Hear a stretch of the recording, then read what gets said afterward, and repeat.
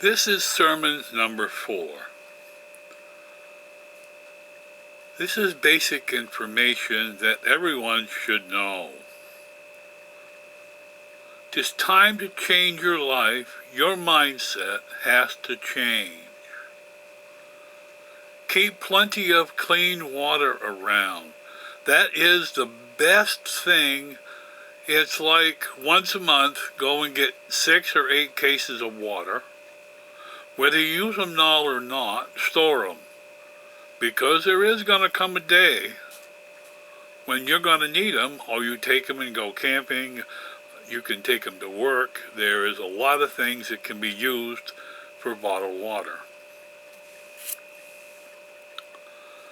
Keep plenty of canned goods that will store well. That means you can get tuna fish, you can get all kinds of canned meat, that the shelf life will be up to at least between 8 months and a year. So it's very good to keep this around. Peanut butter stores for a long time, like honey.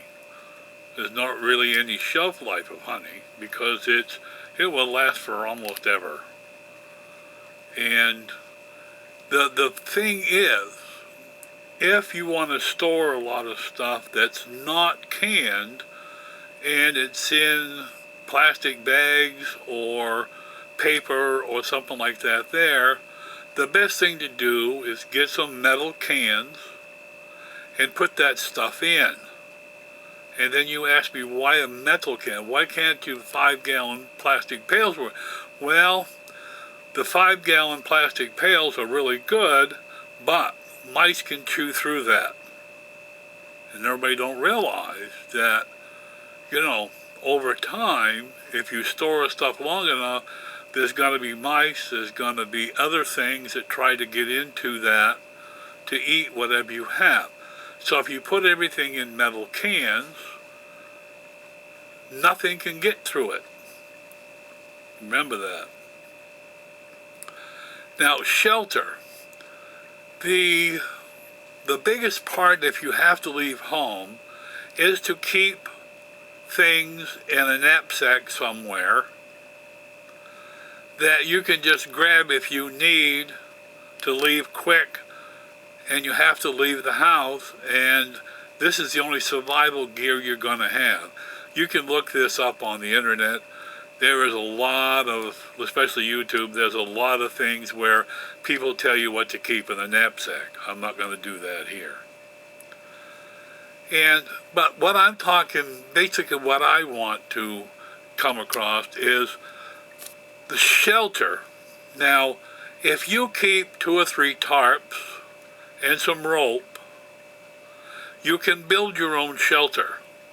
You have an axe and a saw. You can build your own shelter with tarps. Make sure to get some good ones. Don't get them cheap blue thin ones. Now, clothes. You also want to keep clothes in your knapsack, at least 2 changes of clothes, and at least 1 change of wool. Now, wool clothes in the cold weather, even if it gets wet, it will still protect you from the cold. The rest of your clothes won't. So this is what I was trying to get across, is wool clothes and wool blankets.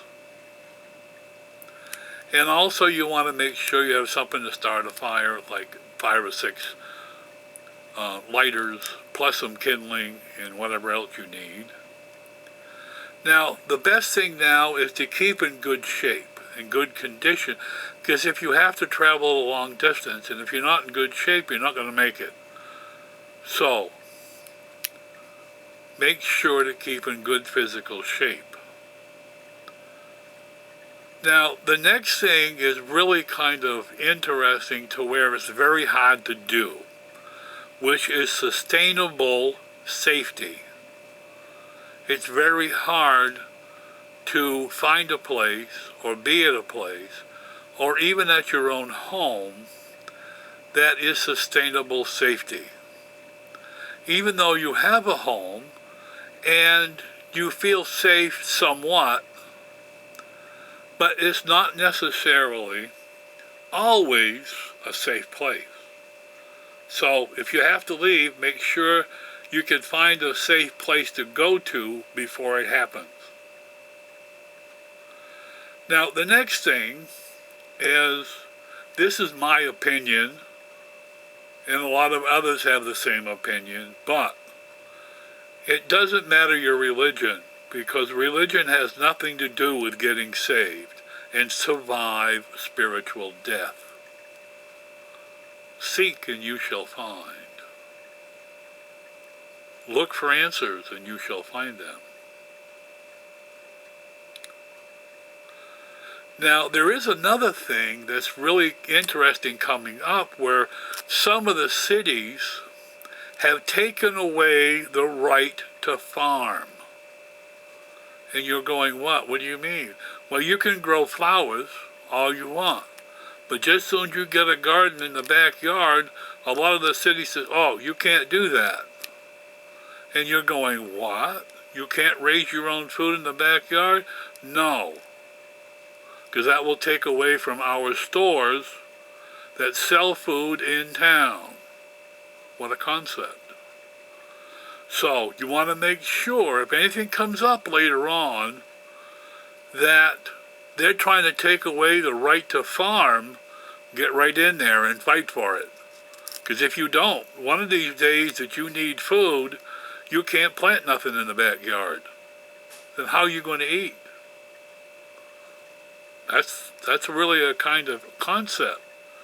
Now, what about the right to bear arms? If they take away your weapons and guns, how are you going to fight if somebody comes into your house and steals everything you got? You can't stop them. They could beat you up and kill you. That's really kind of interesting. But, you know, I don't care for guns, but I like the old samurai swords.